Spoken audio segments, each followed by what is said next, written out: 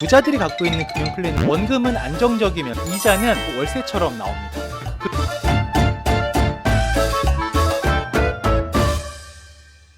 오늘은 부자들이 가지고 있는 금융 플랜, 여기에 대해서 본격적으로 얘기를 해보도록 하겠습니다. 저는 재무상담사로 지금 14년째 근무를 하고 있지 않습니까? 그러면서 운이 좋게도 돈이 조금 평균적인 분들보다 돈이 많으신 분들을 뵐 수 있는 기회가 종종 있었지 않겠습니까? 그때 이제 부자분들이 하고 있는 걸 보고 정말 경악을 금치 못했던 기억이 있습니다. 그분들은 어떤 걸 하고 있는지, 그리고 우리는 그런 걸 우리도 할 수 있지 않을까?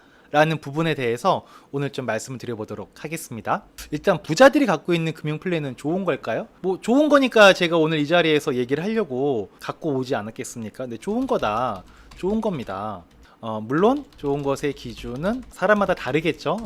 근데 여기서 말하는 좋은 것이란 뭐냐면 안정적이면서 만족할 만한 수익을 주는 금융 플랜, 이런 게 저희가 좋게 생각하는 금융 플랜 아니겠습니까? 너무 이렇게 일확천금을 노리는 것도 아니고, 그렇다고 너무 안정성만 따지다가 진짜 은행이자랑 별 차이 없는 그런 거 말고 어느 정도 내가 만족할 수 있는 그런 수준의 금융 플랜을 원하는 거지 않겠습니까? 저는 예전부터 부자분들이 이런 걸 하시는 걸 보고, 이런 걸 우리 고객분들 누구나 이런 걸 할 수 있으면 얼마나 좋을까라고 생각을 했었습니다. 그리고 언젠간 나도 이런 걸 고객분들과 함께 할 수 있는 그런 환경을 만들어낼 수 있겠지, 그런 환경이 놓여질 수 있겠지라는 기대를 하면서 여러 가지 목표 중에 하나였었는데, 이제 이런 걸 제가 소개해드릴 수 있게 된 이 순간이 전 너무나 감사합니다. 자, 일단 거두절미하고 본론부터 바로 말씀드리겠습니다. 자, 오늘 말씀드릴 금융 플랜의 요점입니다. 원금은 안정적이면서 수익은 연에 한 8에서 9%를 왔다 갔다 하는 정도 수준이 되고요. 그리고 투자 기간은 짧게는 1년 만기에서 길게는 한 2년 6개월 정도라고 생각을 하시면 될 것 같으세요. 그리고 또 한 가지입니다. 이자는 매월 나온다. 뭐처럼? 월세처럼. 만기에 한 번에 찾거나 그런 게 아니고요. 매달 쪼개져가지고 월세처럼 나옵니다. 그러면 사실 요즘에 여러분 월세 수익률이 보통 4% 왔다 갔다 하는 거 아실까요? 거기다가 뭐 공실 나게 되면 어마무시해지고, 거기다가 뭐 유지보수비라든지 이런 것까지 따지게 됐을 경우에는 실제로 4%가 안 되는 경우도 종종 있거든요. 근데 이거는 원금은 안정적이면서 수익은 한 8에서 9%가 되고 1년 만기도 짧습니다. 그쵸? 유동성도 살아있다라는 거죠. 그리고 이자는 매달 나온다. 월세처럼. 이런 정도의 금융 플랜이면 저는 괜찮지 않을까라고 생각을 합니다. 이 구조가 어떻게 가능한 건지 그 부분에 대해서 좀 얘기를 좀 드려보겠습니다. 일단 은행이 돈을 버는 방식이라고 생각하면 된다. 은행은 예금도 받고 적금 받아서 돈을 갖고 있죠. 그리고 갖고 있는 돈을 가만히 갖고 있나요? 아니면 그 돈 갖고 뭘 하나요? 뭘 하죠? 뭘 합니까? 대출을 해주게 됩니다. 그 대출을 해주고 뭘 받아요? 이자를 받게 되죠. 이게 은행의 가장 큰 수익 구조입니다. 근데 여기서 중요한 건 뭐냐? 은행 가서 대출 받아보신 분들은 아시겠지만, 은행이 돈을 빌려줄 때, 대출을 해줄 때 그냥 빌려줘요? 아니면 담보가 있어야 빌려줘요? 담보가 있어야지 빌려주는 거죠. 그럼 담보로 잡을 때 어떤 걸 담보로 잡습니까? 나한테 귀한 물건이라고 갖고 간다고 해서 은행에 담보로 인정을 해주던가요? 예를 들어서 이거는 저희 집에서 엄청 귀한 갑오입니다. 3대째 내려온 정말 귀한 물건입니다. 이걸 제가 담보로 드릴 테니 저한테 아파트 살 수 있도록 한 2억만 대출해 주십시오 라고 얘기를 하면 그걸 은행에서 담보로 인정을 해주나요? 안 해주는 거죠.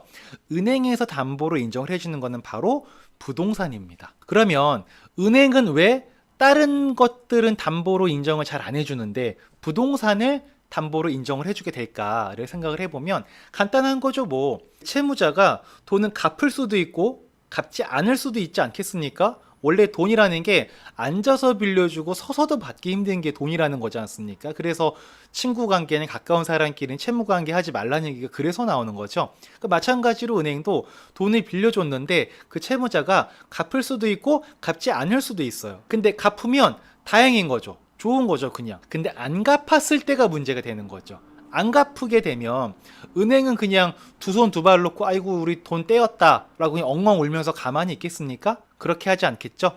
은행은 돈을 빌려줄 때 담보로 부동산이라는 거를 잡아놓게 되는 거죠. 그래서 이거를 뭐 전문용어로 근저당권 설정 이렇게도 얘기하지 않습니까?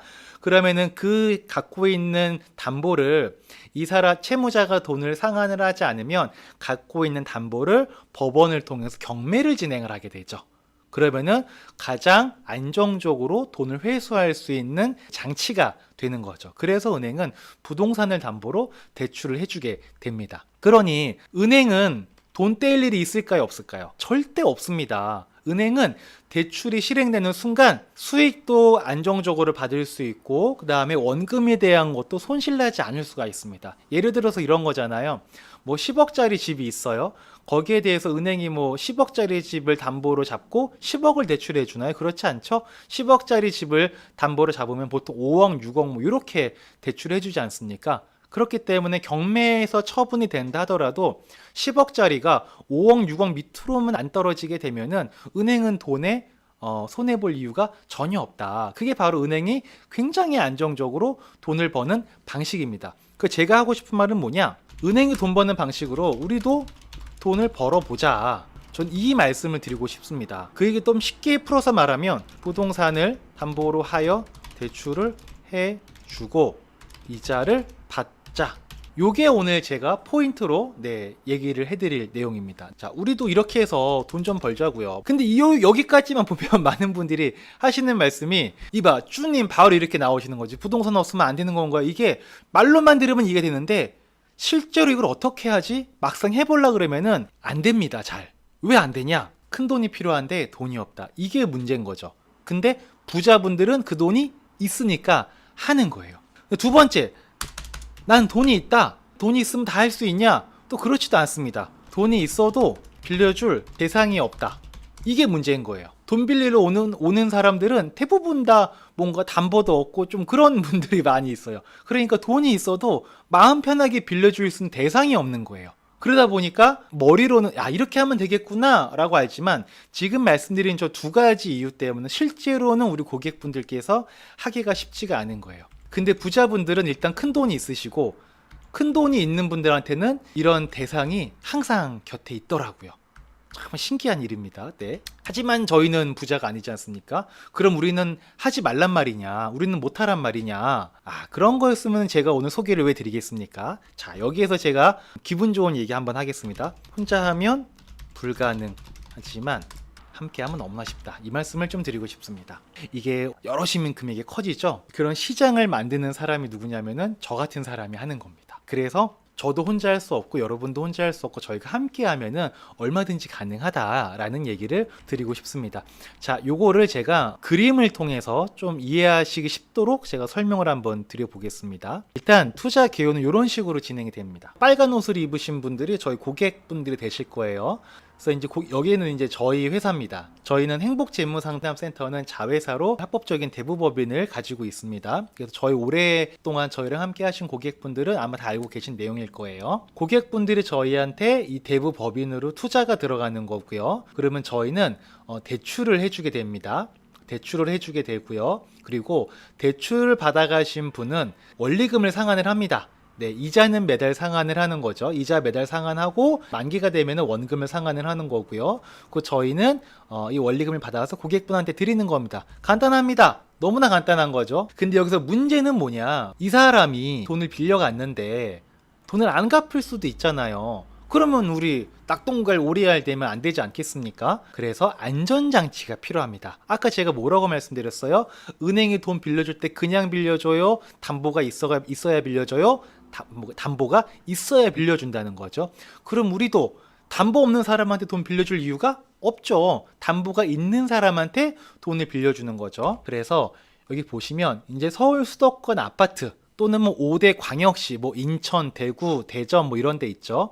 이렇게 담보를 돈을 빌리는 채무자께서는 담보를 저희한테 제공을 합니다. 이거를 저희는 이제 1순위 근저당권이라는 걸 설정을 하게 됩니다. 그러면 저희는 고객분들 이름으로 질권 설정이라는 걸 해드리게 됩니다. 안전장치로는 채무자가 제공한 서울 수도권 5대 광역시 아파트를 저희가 근저당권을 잡고 그 근저당권의 질권 설정을 고객분들 명의로 해드린다 라고 보시면 됩니다. 자, 그럼 이게 어떤 의미냐면 아마 여러분 근저당권은 많이 들어보신 적이 있으시겠지만 질권은 뭔지 모르시는 분들도 계실 겁니다. 그래서 오늘은 이 구조에 대해서 간단하게 설명을 해드릴 거니까 자세한 건 다루지 않고요. 좀 디테일한 건 다음번에 한 번 더 다루는 시간을 갖도록 하고 오늘은 간단한 구조에 대해서 좀 말씀드려 볼게요. 이 질권 설정, 아니 질권 설정이 뭐길래 투자자가 안전하다는 얘기인 거냐라는 말씀을 좀 드려보면 이렇게 되는 겁니다. 여기에서 만약에 이 채무자분이 돈을 안 갚으신 거예요. 그러면 가만히 있으면 안 되죠. 자금을 회수를 해야 되지 않겠습니까? 그러면 근저당권자인 저희가 법원에 경매를 신청을 하게 됩니다. 그러면 법원은 그걸 경매를 진행을 하게 됩니다. 경매를 진행을 하면은 낙찰자가 나오게 되겠죠. 그럼 낙찰을 받고 나면 낙찰자는 낙찰 대금을 누구한테 주냐? 법원에 입금을 하게 됩니다. 네, 법원이 가지고 가는 겁니다. 어떤 개인이 가져가는 게 아니고요. 그러면 법원은 낙찰금을 받은 걸 이제 누군가한테 배당을 해줘야 됩니다. 저 돈이 법원 돈이 아니잖아요. 누군가의 돈이 되어야 되지 않습니까? 그러면 이 낙찰금을 누구한테 먼저 주냐면 근저당권자가 있고 질권자가 있습니다. 그럼 누구한테 먼저 주느냐? 먼저 질권자한테 배당을 합니다. 만약에 뭐 10억짜리 아파트예요. 10억짜리 아파트고 질권 설정되어 있으신 분이 뭐 5억이 예를 들어 질권 설정이 되어 있다. 근데 10억짜리 아파트고 5억이 질권 설정되어 있는데 낙찰된 금액이 예를 들어서 뭐 6억이다. 그러면 그 6억 중에 5억을 질권자한테 먼저 주게 됩니다. 여기까지 이해되시죠? 질권자한테 먼저 주고 남는 금액을 있으면 그걸 이제 근저당권자한테 주는 거고요. 그리고 거기서 또 남은 게 있으면 원래 집주인한테 다시 주는 거. 요게 이제 질권 설정이다. 라고 이해를 하시면 될 것 같습니다. 이 간단한 걸 그동안 좀 여유가 있으신 분들, 인프라가 구축되어 있으신 분들이 그냥 안정적으로 계속 매년 8%, 9%, 8%, 9% 이렇게 계속 이런 식으로 돈을 운용을 하고 계셨던 거였어요. 그러다 보니까 더 중요한 거 뭐냐? 아까 제가 말씀드렸잖아요. 이자가 매월 이제 월세처럼 나온다는 거. 이게 가장 큰 매력이지 않을까라고 저는 생각이 됩니다. 쭈님 굉장히 날카로운 질문 해주셨습니다. 네, 이럴 경우 이자는 못 받는 거 아닌가? 받을 수 있습니다. 어떻게 받는 거냐면 여러분 채권 최고액이라는 거 아시죠? 채권 최고액. 만약에 이렇게 되는 거예요. 여기에서 대부법인과 채무자 간의 대출 관계가 만들어질 때 대출을 예를 들어서 5억을 해주면 근저당권을 잡을 때는 채권 최고액이라는 걸 5억까지만 잡는 게 아니고요. 보통은 막 한 5억 5천, 5억 6억까지도 담보로 설정을 하게 됩니다. 왜 그러냐면 방금 쭈님께서 말씀하신 것처럼 배당을 받아야 되는데 5억은 원금인 거고 경매가 진행되는 기간 동안 우리는 이자를 못 받았잖아요. 그 이자가 계속 쌓이는 겁니다. 5억 1천, 5억 2천, 5억 3천, 5억 4천 이렇게 계속 쌓여서 채권 최고액이 6억까지 설정이 되는 거예요. 그러면 어떻게 되는 거냐면 나중에 법원에서 경매가 끝났을 때 낙찰자가 낙찰금을 6억을 냈다. 그러면 질권 설정자한테는 5억 원이 갈 겁니다. 그러면 나머지 금액을 제가 근저당권자한테 간다고 했잖아요. 이때 여기에 이제 6억 중에서 5억이 일로 갔으니까 1억이 남죠? 그 1억이 이쪽으로 간다라고 보시면 되는 겁니다. 네. 요게 이렇게 하기 때문에 이자를 못 받을 이유는 전혀 없다. 네, 그런 겁니다. 그래서 중요한 건 뭐냐면은 이렇게 경매로 처분을 해서 안정적으로 원금도 회수할 수 있고 이자도 받을 수 있는 구조가 되려면 안정적인 담보를 확보하는 게 가장 중요하거든요. 근데 이제 이걸 개인이 혼자 하기에는 쉽지가 않은 거죠. 그래서 이걸 하는 게 이제 저희가 하는 역할인 거죠.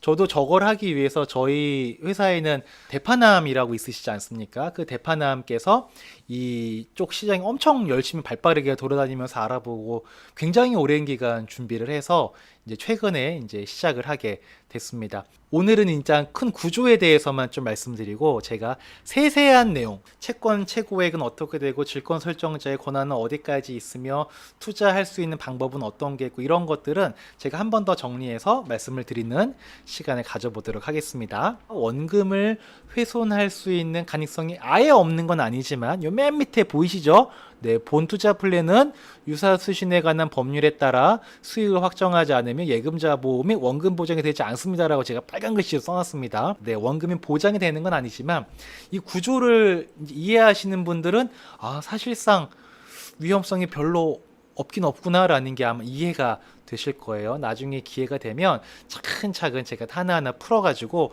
아파트 시세 보는 것부터 시작해가지고 어떻게 진행하는지 한번 안내를 드리도록 하겠습니다. 그리고 아까 쭈님께서 말씀하신 거 이렇게만 되면 질권자께서 원금만 받고 이자는 못 받는 거 아니냐. 그렇지 않다. 그 남은 배당금 이자에 대한 부분은 근저당권자인 저희가 받아서 다 계산을 해서 고객분들께 드리는 시스템이다 라고 보시면 될 것 같습니다. 자, 그래서 제가 말씀드렸던 플랜이 이게 좀 이해가 되실까요, 여러분? 원금은 안정적이면서 수익은 연에 한 8에서 9% 정도 되는 거. 네. 이제 그리고 1년 만기라는 거는 대부분 이제 아까 말씀드렸던 그런 대출 계약 1년 단위로 진행이 됩니다. 그리고 2년 6개월인 이유는 뭐냐면 만약에 채무자께서 상환을 하지 못할 경우에 경매가 진행되는 절차 그 시간이 있지 않겠습니까? 그래서 그 시간 동안에 기간 좀 더 길어질 수 있다. 근데 그 기간 동안에도 이자는 계속 차곡차곡 쌓이기 때문에 뭐 이자를 못 받거나 그런 일도 없다라는 거고요. 그리고 이자는 매달 나온다. 월세처럼. 물론 저것도 채무자가 계속 이자를 잘 상환을 할 때 얘기겠죠. 그래서 이자는 매달 나오는 구조가 된다 라고 보시면 됩니다. 그래서 이런 걸 어떤 분들이 많이 하시냐면 꼬마 빌딩 같은 거 갖고 계시면서 이제 월세 받으시다가 연세가 좀 지긋해지게 되면 사실 월세 받는 것도 받아보신 분들은 아시겠지만 되게 피곤한 일이라고 하더라고요. 그러다 보니까 아이고 많고 귀찮고 그냥 이자가 좀 적더라도 따박따박 나왔으면 좋겠다. 뭐 시세차 이런 거는 더 이상 필요 없으니까 내가 매달 생활할 수 있게끔 현금만 좀 따박따박 들어왔으면 좋겠다라는 얘기를 하시는 분들이 되게 많으셨습니다. 네, 그래서 그런 분들께서 이런 걸 하시는 경우들이 되게 많이 있는 거죠. 결론은 중요한 건 뭐냐면은 안정적인 물건을 확보하는 거 그게 정말 되게 중요한 거거든요. 근데 여러분 보셔서 아시겠지만 이제 저런 안정적인 물건을 확보하기 위한 경쟁이 저희 같은 사람끼리는 굉장히 치열합니다. 근데 그걸 안정적으로 이제 공급받을 수 있는 환경이 저희가 만들어져 있기 때문에 너무나 기분 좋게 여러분들께 이런 말씀을 드릴 수 있게 돼서 개인적으로 굉장히 기분 좋게 생각을 하고 있습니다. 제가 생각하는 사업은 누군가에게 도움을 주고 그 대가로 정당한 페이를 받는다. 이게 제가 생각하는 사업입니다. 사실상 이거는 뭐 식당의 사장님이 돈을 버시는 것도 변호사와 의사가 돈을 버는 것도 뭐 세계 최고의 부자 빌 게이츠가 돈을 버는 것도 저는 다 마찬가지 맥락이라고 생각을 합니다. 그래서 돈을 버는 행위는 누군가에게 도움이 되어야 한다라고 저는 생각을 하고 있거든요. 이 말씀을 드리는 이유는 뭐냐면 제가 하나하나 준비하는 이런 것들이 여러분에게 도움이 되었으면 하는 바람으로 준비하고 있다라는 말씀을 좀 드리고 싶고요. 마지막으로 제가 늘 머릿속에 갖고 있는 건데 공부하지 않으면 어제를 살고 공부하면 다른 세상을 산다라는 생각을 늘 가지고 있습니다. 그래서 계속해서 저도 공부하고요. 그리고 제가 공부하는 것들이 여러분에게 도움이 되었으면 좋겠습니다.